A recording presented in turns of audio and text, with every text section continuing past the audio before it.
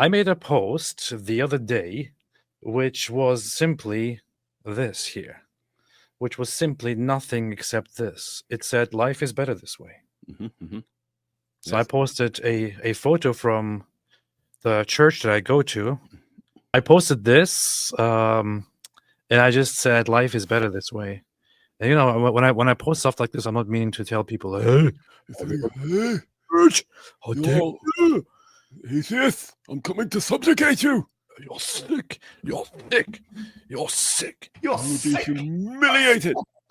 I mean, all I do is, and we use the channels that we have, no matter what they were built for and what we made them for, to express our place in life and express our state of mind and how we feel right now, right? And I feel very happy at the moment, so I post this online and say, life is better this way. That's all. I personally don't have any problem with Matt Dillahunty. Never did. I always did think that he was a little bit over the top, and he was a little bit, a little bit much in how he responds to people. I also made that quite clear when I co-hosted Atheist Experience with him. I would kind of cut him off sometimes when he would go too hardcore into, I don't know. We were talking to some woman who was like feeling very upset and found some hope in belief in God, and he was like just attacking her for that and mocking her, and I was like, oh, whoa, hold up. So he has a messed up side, but he also can be very, very nice and upstanding and can be very good on a personal level.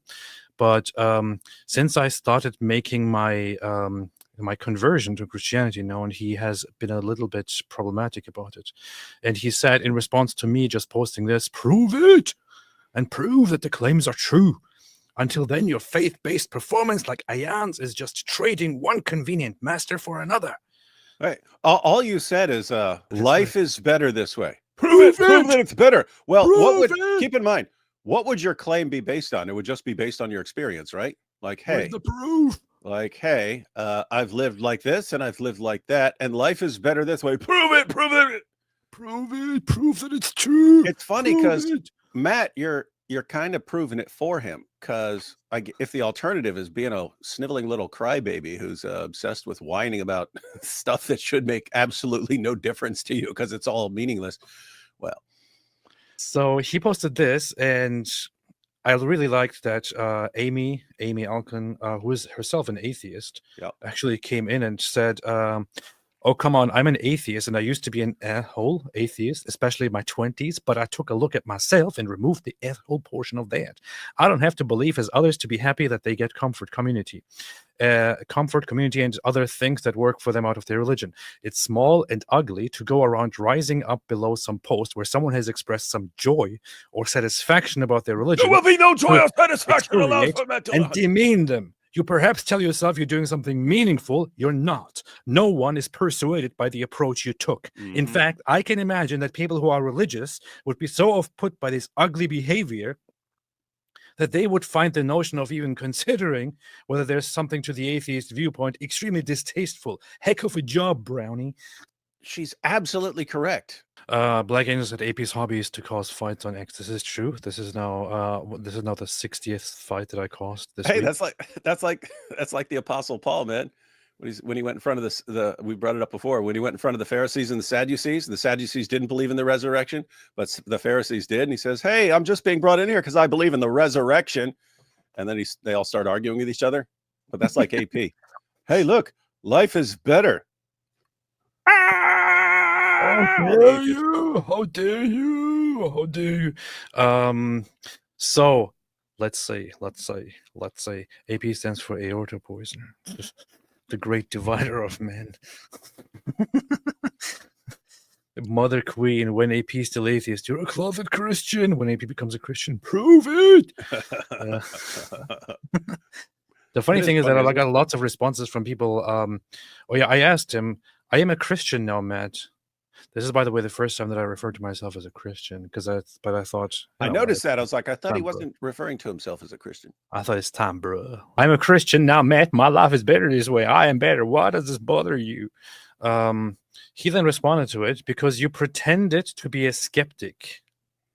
and then adopted a faith-based position that you do not defend, yet publicly support as if is true.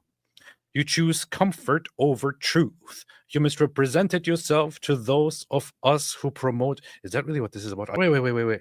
His problem here is that I misrepresented myself as a skeptic to Yeah. those like him who promoted me. He Yeah. wasn't. I'm sorry. I'm not sure what he's taking credit for, but my interactions with Matt Dillahunty only, came into play like very, very recently. You became popular for making brutal videos making fun of Islam and exposing Islam. That's why you became popular. It wasn't because of Matt Dillahunty gave you the thumbs up and then you took off. What sort of fantasy land does this guy live in? Because you pretended to be a skeptic. I said, what do you mean pretended I was a skeptic? And to a great deal, very much am. People who have watched me know that I've engaged with Christians respectfully, but with strong disagreements for many years. I don't tell people they should convert. Why do you come at me? And this is my whole point here. I never, look, I have talked about Islam for years. I never went up to Muslims on their pages and said, You believe in stupid nonsense. Why would you believe in that? How dare you? What is your proof? Prove it. when people made public videos advocating for Islam, I did respond to them, right? When people made posts advocating for Islam, I did respond to those. I never went to people and acted like, how dare you? Why would you believe in this? Why would you not believe in that? Prove to me that this is true. Prove to me that this is not true. I never engaged in this behavior. I didn't do this to atheists. I didn't do this to Christians. I didn't do it even to Muslims. It's kind of weird that people come to me and just because I express my own feelings, I say it right here, and also my beliefs, people come at me and they're like, oh, why would you do this? How dare you? How dare you? And he even challenges me to do it to a debate and says, I would never debate him. He's acting like Muhammad Hijab. It's so weird. He is acting like Muhammad Hijab. I challenge you to Mubahala. Mubahala. We will ask Chance to curse the liar. Matt Dillahunty, I hereby challenge you to a mubahala and a cage fight at the same time. And also, while we're doing a cage fight and a mubahala, we can also debate.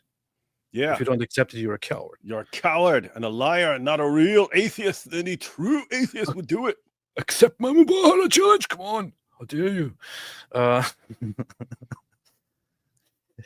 So this is what Matt Dillahunty does about this topic. He doesn't like it. Here. I'm live at 2 p.m. Central. We're happy to give you time to defend your beliefs publicly today. So, why? And he's Why saying would why do I have to? Why do I have to? Why would I want to defend my beliefs? I'm not interested in going out and preaching my beliefs. I'm not interested in convincing you. Why do you? So you believe something? How about you come here and defend your beliefs? I am the belief police, and everything must come through me. I am the judge of what you must believe. Who does this clown think he is? Seriously, Matt. Is your position faith-based or evidence-based? Because it's based. That's it, man. It's based. Because only one of those is consistent with skepticism. I have no problem with you being a Christian. It wasn't remotely surprising. Some of us had suspected it privately for ages. But you clearly never understood skepticism. Well, look, I have to point something out here. He's actually partially right here. He's actually partly right. I'm going to give him that. He's actually partly right. I was a hardcore skeptic and a hardcore atheist for the longest time, and that actually changed. He's partly right. So when he says that my newfound faith is not consistent with my skepticism, he's not entirely wrong. But the thing is, I also pointed this out very, very recently. I pointed this out in my first video where I talked about how I went to church. I pointed this out in the first instances where I talked about changing my beliefs and so on. I pointed this out quite often. In fact, I pointed it out even in a private conversation, David, to you weeks ago or months ago. I don't know when that was. Remember when we were live after we were done with the live? I told you that I'm kind of struggling with the whole issue of for my for 10 years now, always going for being certain about something. Yeah. But which is why I can't make a step. And then you talk to me about it, and so I was very adamant about my skepticism, and I acknowledged that is a thing, and I even later on acknowledged that I changed this. Mhm. Yeah, and so that conversation, ladies and gentlemen, yeah, it was this was behind the scenes after we were live, and he was talking about he just has like this obsession with not, he has to be certain, and he's just not certain of any of these things. And we talked about a couple of things, and I gave a couple of examples. I said, think about marriage, right? Think about marriage. Suppose a guy wants to get married, and here's a woman he could get married to. But how much does he actually know about this woman? Suppose he's known her for 6 months. Okay, how much does he know about her? He knows some. He knows some things. He's learned some things about her. Does he want to get married to her? Well, guess what? There's all kinds of things about her that he still doesn't know. She might turn out to be his ultimate nightmare. He doesn't know. He's only known her for 6 months. Well, suppose he's sort of skeptical. I don't want to rush into a relationship because I could be wrong, right? Skeptic. I could be wrong about this. She could be the wrong one for me. And then, so suppose he knows her for 2 years and she seems like the right one, but guess what? Does he know everything about her? No. Could she change if they get married? Yes. So what's he do? I need to know her. I need more information. Now, suppose he spends his entire life. Ha ha! I've spent my entire life and I have never married the wrong person. Oh, I see. Right. You never married anyone. You never married the right person either. You never experienced marriage. Right. So anyway, guys, this is an example of the skeptic is what the skeptic is saying. The skeptic can even say, hey, yeah, there's evidence that points there, or something like that. But I'm skeptical. So unless I really, really know, I'm not going to believe that sort of thing. You could apply that exact same reasoning to other things like marriage. I don't know everything about this person. Therefore, I don't know if I might turn out to be wrong. Therefore, I will not commit. I will not enter into this relationship. Believing something is like entering into a relationship with it. It's an idea. That's like when it's like similar to another person. Then you say, all right, I actually believe this now. That's like marrying it almost. So anyway, if the real skeptic that like Matt Dillahunty's being is just be the sort of person who's always doubting everything. And I will never know enough about a person to actually say, I want to commit to this. And are you actually just really missing out on something important? That's the end result. Like, again, imagine a person spends his entire life and he's on his deathbed and he goes, let me tell you, I never married the wrong person because I was skeptical about what that person was going to be like. You see, I never did it. Right. What do you win? You spent your entire life without entering into a relationship with someone. Congratulations. You win absolutely nothing. And you missed out on a really important part of life. So that's one thing. And the other thing I pointed out, I mentioned William James in his essay, The Will to Believe. And at the end of that, he gives a quotation from some guy. I forget what the guy had, a weird name like James James something or something like that. Anyway, so you get to the end of The Will to Believe. And this is an American philosopher, William James, who was interested in what people believed. But he gives this example that this other guy was using. The guy said, basically, imagine being on top of a mountain in a snowstorm. So you go hiking, you're up on a mountain, all of a sudden there's a snowstorm on the mountain. You're looking around, you don't know how to get down. You look over and you see what looks to be like it could be the way down, but you're not sure. What if it's this way? What if it's that way? What if I'm wrong? It looks like that's the way down the mountain. Good point. It looks like that's the way down the mountain, but I'm not sure. What do you do? What he said, what the guy said, what William James said is, well, yeah, you might try that way and it might be wrong. You might go off a cliff, but guess what? If you just stand there, you're dead. You just stand there, you're dead. You're going to get buried in snow. And so he pointed out, he said,